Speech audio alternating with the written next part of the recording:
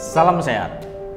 Pastinya kita sebagai orang tua khawatir akan perkembangan pendidikan anak-anak kita karena selama pandemi COVID ini sekolah-sekolah diliburkan dan pendidikan dilakukan hanya melalui pembelajaran jarak jauh. Begitu juga institusi pendidikan dari tingkat terendah hingga ke perguruan tinggi mengalami hambatan. Menyambut era new normal, proses pendidikan akan diusahakan supaya bisa berjalan dengan semestinya. Untuk itu, menurut arahan pemerintah yang telah diadopsi dari WHO, terdapat beberapa aturan atau protokol yang wajib dilaksanakan oleh setiap instansi pendidikan. Protokol layanan pendidikan dan sekolah dibagi menjadi pada masa transisi dan pada masa normal baru. Protokol pada masa transisi.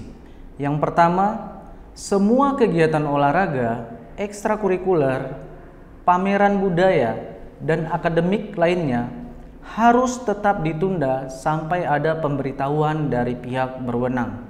Kedua, tata kelola urusan akademik yaitu status penilaian, kelulusan, naik kelas, dan lain-lain harus dilakukan dengan menggunakan sarana pembelajaran online.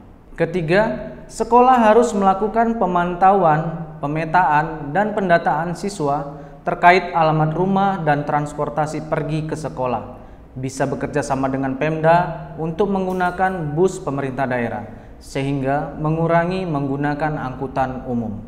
Keempat, lembaga pendidikan publik, perguruan tinggi, baik swasta dan negeri, tetap menggunakan platform pembelajaran, pengajaran, dan evaluasi secara online.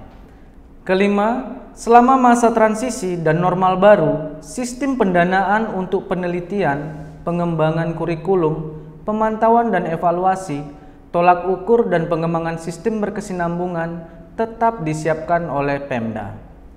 Itu tadi beberapa tahapan-tahapan masa transisi. Sekarang kita masuk protokol normal baru. Yang pertama, tetap menerapkan pemeriksaan suhu tubuh kurang dari 37,5 derajat Celcius di saat masuk sekolah. 2. Melakukan cuci tangan menggunakan air dan sabun atau hand sanitizer dan melakukan perilaku hidup bersih dan sehat seperti makan jajanan sehat, olahraga teratur, tidak merokok, membuang sampah pada tempatnya. Ketiga, tetap menggunakan masker tanpa terkecuali.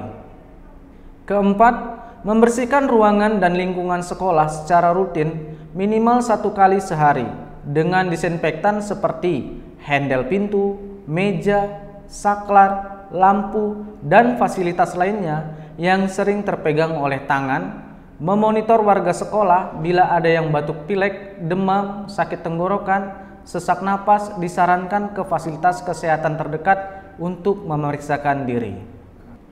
Kelima, menyediakan ruangan isolasi sementara di sekolah bagi guru, siswa yang mengalami demam atau batuk pilek, nyeri tenggorokan, sesak napas.